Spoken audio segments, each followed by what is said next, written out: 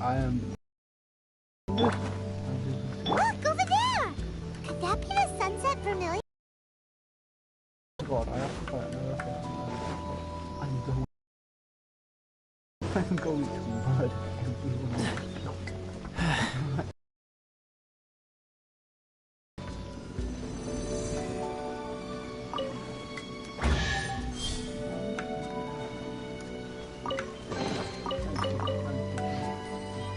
What's the hurry?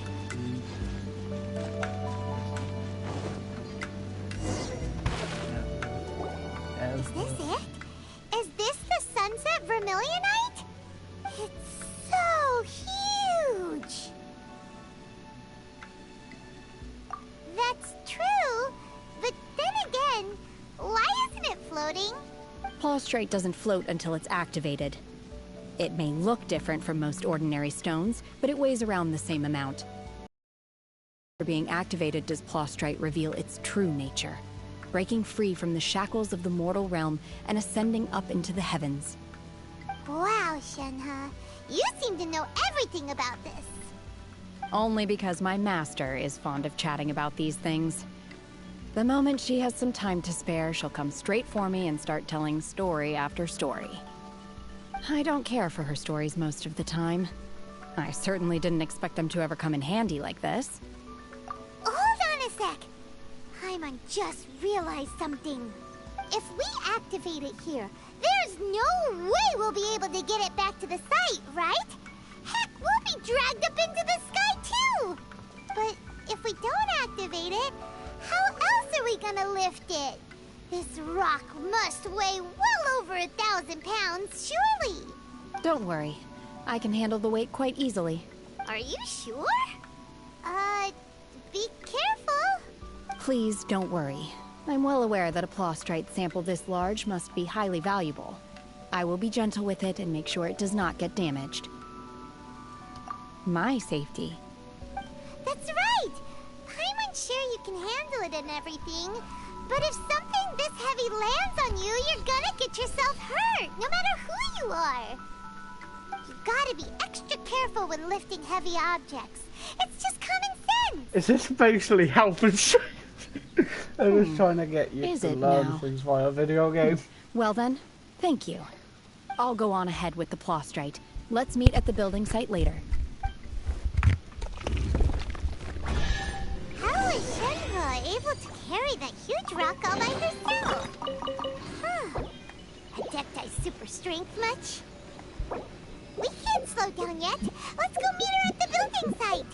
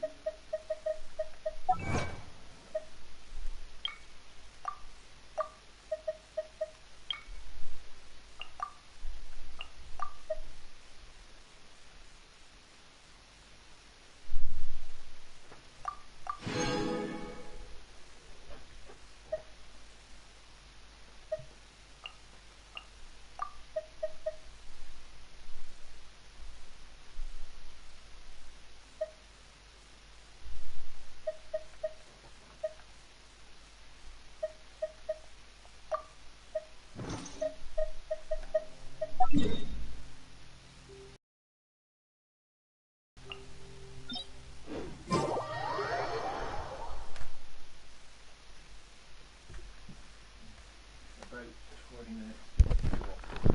did you shut the door then? If you're opening the door now, why you shut the door? What?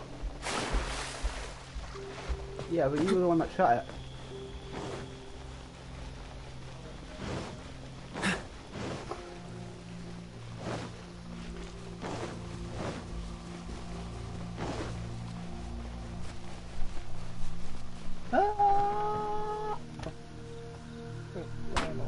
Carlo. Get. Oh my god, how can she lift that massive rock all by herself? She's gotta be one of those Adepti, surely. Oh, mighty Adeptus, please give me your blessing so that in the coming year I may reap a more bountiful salary. This is top tier in size and quality, and the condition it's in is quite simply immaculate. Congratulations, this item is approved for submission. I'm going to award you full marks for the Sunset Vermilionite item. May I take your name? My name isn't important. I'm not even here to compete. I was just delivering this for some other people. They should be here any minute now. Shenhe, and Ningguang's little helper. Ah, so you're the ones behind this. No wonder. The rarest talent turns in the rarest Plostrite specimen. But I have to correct you on one point. It's not helper, it's secretary. Okay then, Miss Secretary, what do you think of the rock we found? Pretty amazing, right? In truth, it is the finest piece of Plostrite we have received so far. If everything goes according to plan, we will use this piece in the foundation of the Jade Chamber, which will enable us to... As a side note, Lady Ningguang has rented some dwellings in the nearby area to serve as accommodations for the contestants. If you need a place to rest, you are welcome to stay there. Now, please excuse me.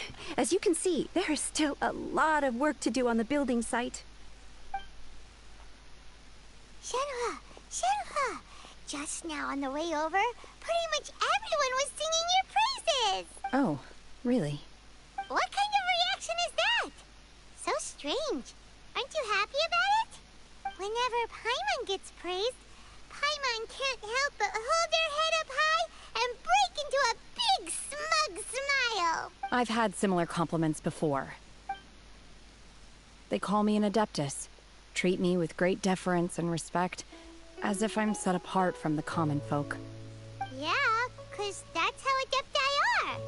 At least the ones we've met are pretty unique and reclusive, too. Way different than normal people. But I am not... Shenhe? I'm fine. I've been exerting myself quite a lot ever since we set foot in that abode. I'm just a little fatigued. Well, Byron said that there are some makeshift hotels we can use, right? Let's go check in and take a rest. No need. I simply need to find myself a secluded place in the wilderness to sit and meditate in silence. You can't do that. It's dangerous out in the wild on your own. When you're hungry, you go eat something tasty. And when you're tired, you go lie down in a nice, comfy bed. All right? Seriously, don't punish yourself like this. Okay. If you insist. Great! Now we're talking. Let's head to our hotel.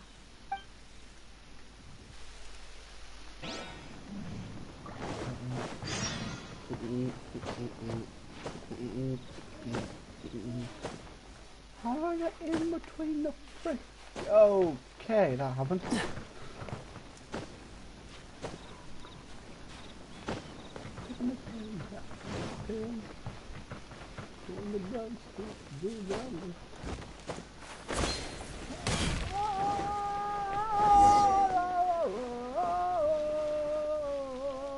I'm very tired. Hi there. Checking in, are we? You're just in time. We only have 2 rooms left. Since this was chosen as the building site for the new Jade Chamber, we've had a constant stream of people in this area. And not just workers either. Visitors, business people, tea sellers, all sorts. So, business is booming for me today. Very few vacancies. You're lucky you got here when you did. Great! One of your rooms is still being cleaned. I guess it should be ready within the hour. The other room is just through the door on the left. Here are your keys. All right. Hope you enjoy your stay. Please excuse me, I'll leave you to it. Shenhe, you should go get some rest. We'll hang around outside until the other room's ready. Hyman's gonna go see if there's anything good to eat around here.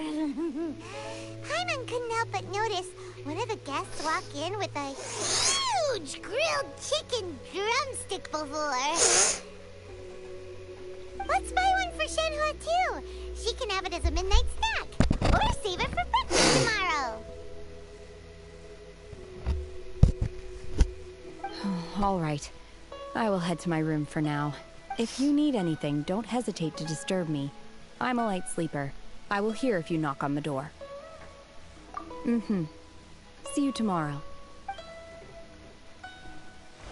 Hey! Isn't that Claveratina? What's she doing here? Let's go and say hi.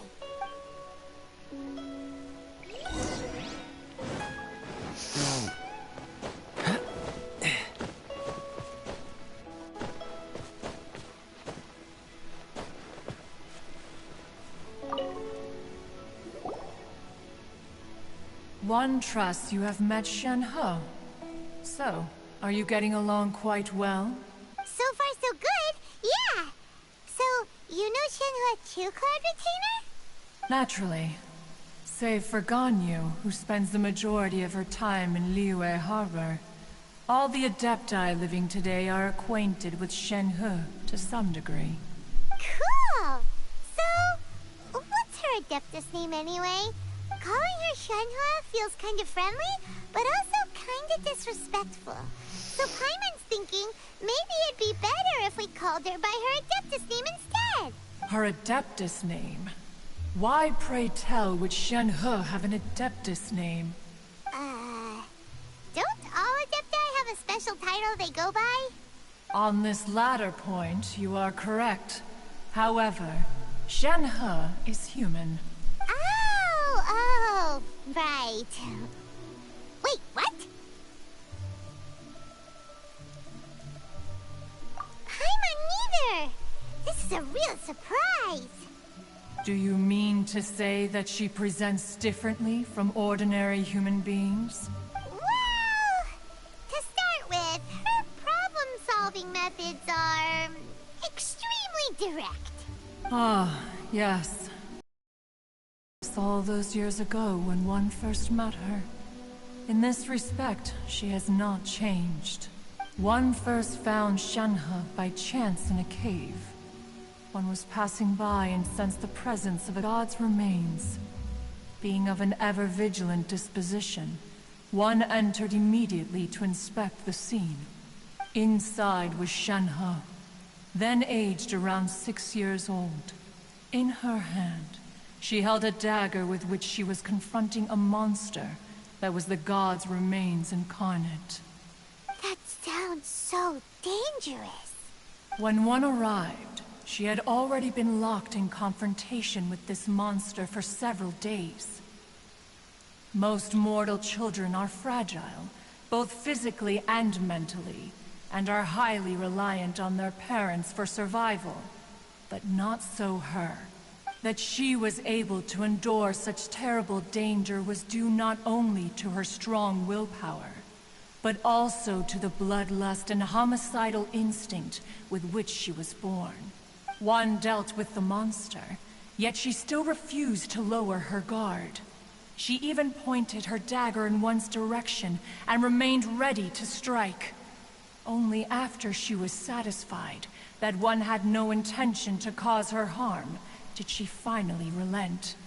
She then passed out without uttering a single word. In other words, if you hadn't passed by that day, Shenhe might have... Not necessarily. Upon one's arrival, one could sense that the god's wrath was gradually receding. Even had the stalemate continued, one suspects that Shen He may have still emerged the victor of the confrontation. That's still so dangerous, though. Why was a tiny little kid battling against the wrath of a god in the first place? Alas, the mortal world is rife with suffering of every kind, and she had experienced her fair share of this, even at a tender age. Seeing that she was homeless, one decided to adopt her. Indeed, it is one to whom she refers. Shen He has an extraordinary constitution, making her well adapted to practicing the Adepti arts. All the Adepti cherished her talents, and so we were willing to train her. However, her homicidal urges did not subside with age. Rather, they grew stronger day by day. Mooncarver once performed a divination for her. He declared that her fate is to bear the curse of calamity. Consumed by malevolent energy, she is prone to bring harm to those around her. Such is the magnitude of the danger this poses, that her soul must be bound with red ropes to keep her homicidal instinct at bay. The red ropes have indeed served to keep her calmer and more content. They also seem to have rendered her somewhat inexpressive. Perhaps the red ropes are so powerful that they have suppressed some of her other emotions as well.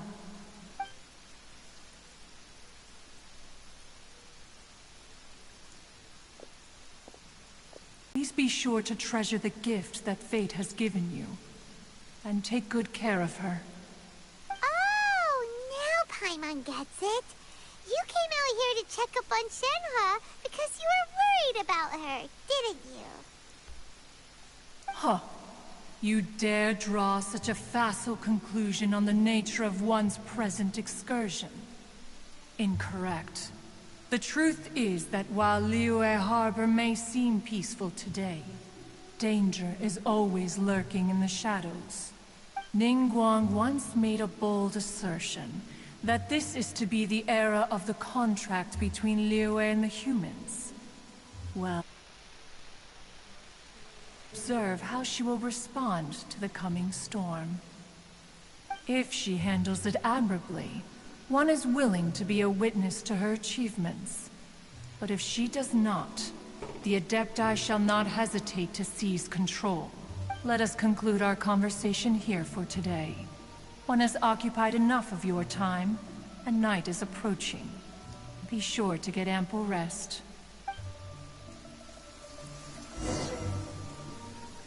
So, Shenhe isn't an A human raised by the Adepti is precisely what Liyue needs right now. It is also what the Adepti wish to give to Liyue.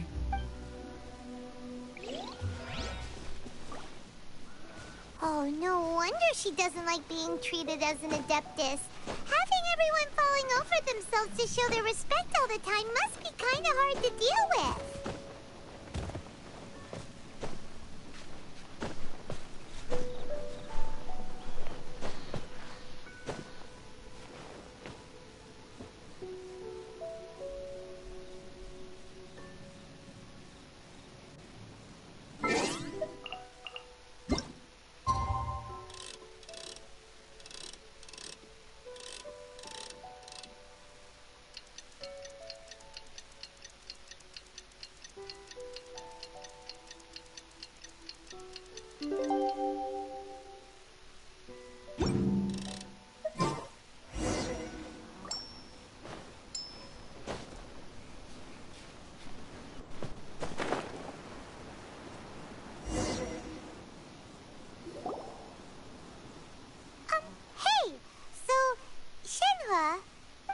Master has relayed my situation to you, I take it.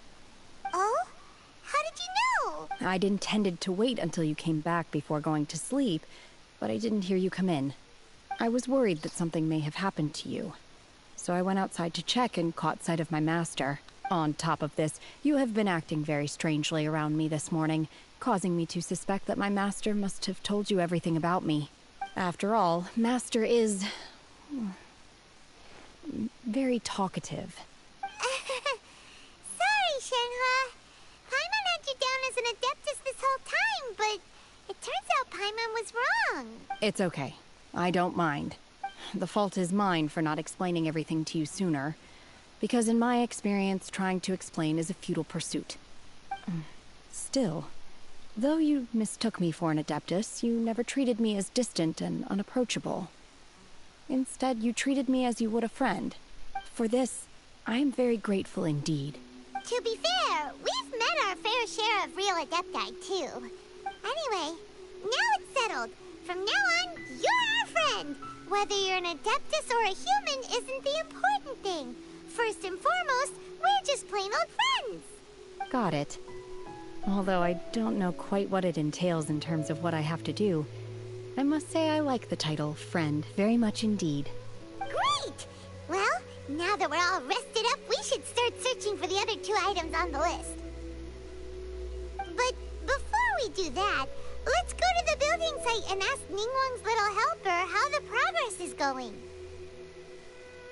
After all, Sunset Vermilionite is so rare. Paimon doubts many competitors will really be able to find any. If it turns out some of them have given up already, we'll be able to take things a little more slowly.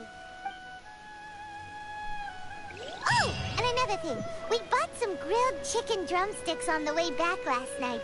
There was a place just outside. Here's one for you, Shenhua. Try it. They're so good. I concur.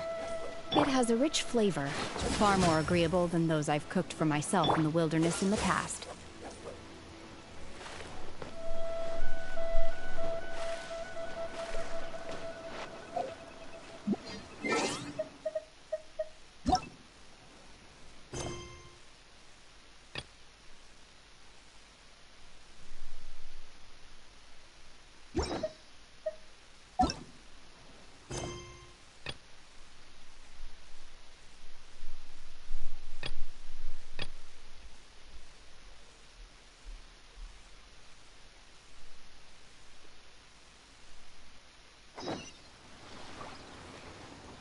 Dodge this!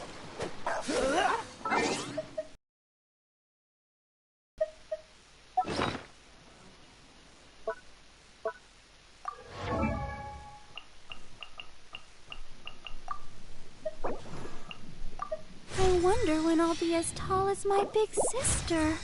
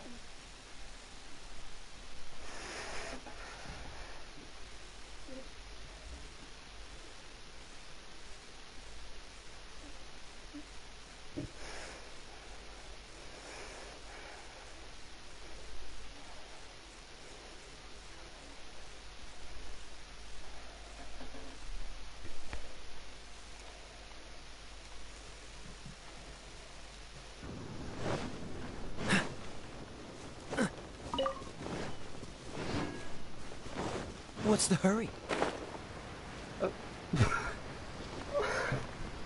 Okay. Bye.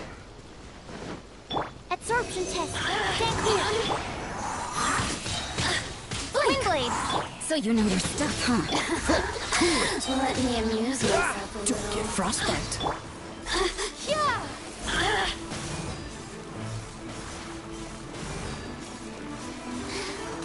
Absorption test. Swirl. Mark tip. Huh. Judgment! Dodge that!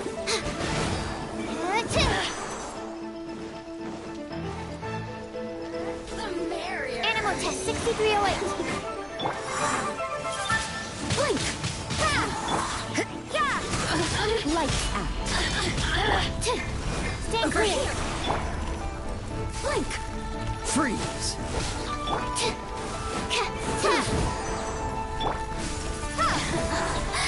Let me amuse myself.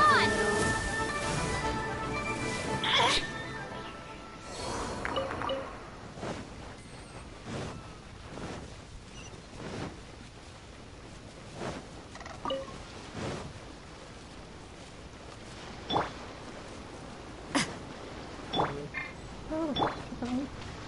Go ahead. Give me the boxes and some. But with some.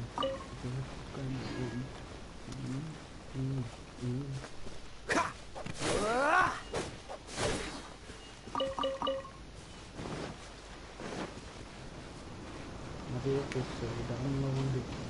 What's the hurry?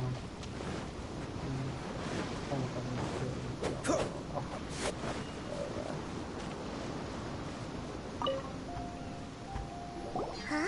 Did Beta leave already? Maybe she went back to her ship. If you're looking for the captain, she was summoned by Lady Ningguang.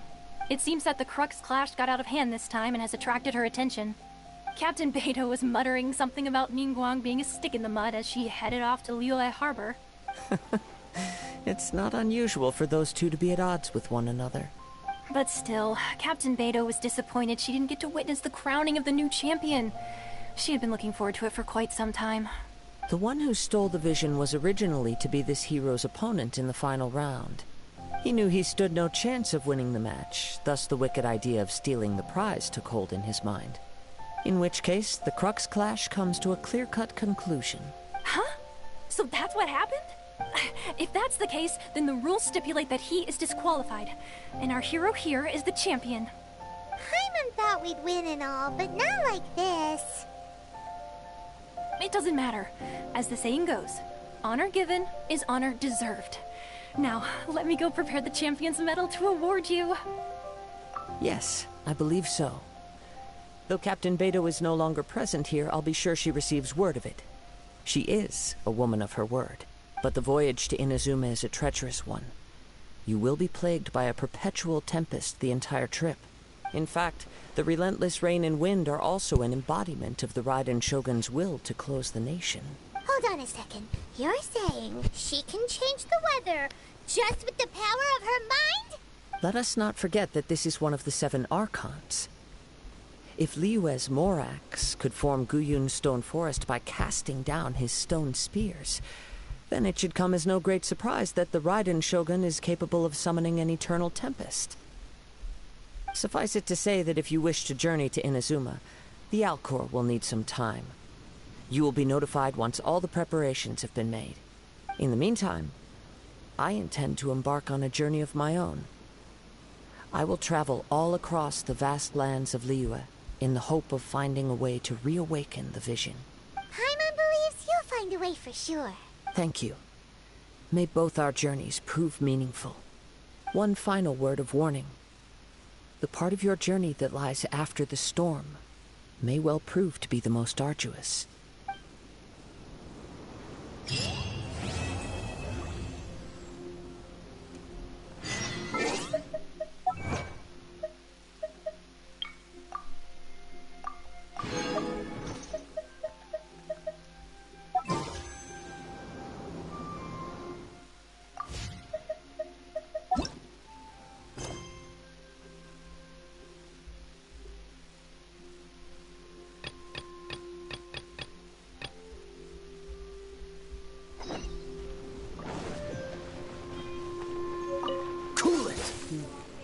Yeah.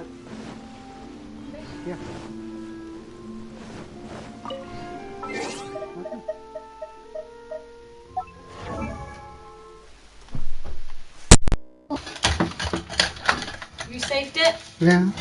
Because I'm going to power it off. Okay. Oh. Okay, Google, turn off spare room socket.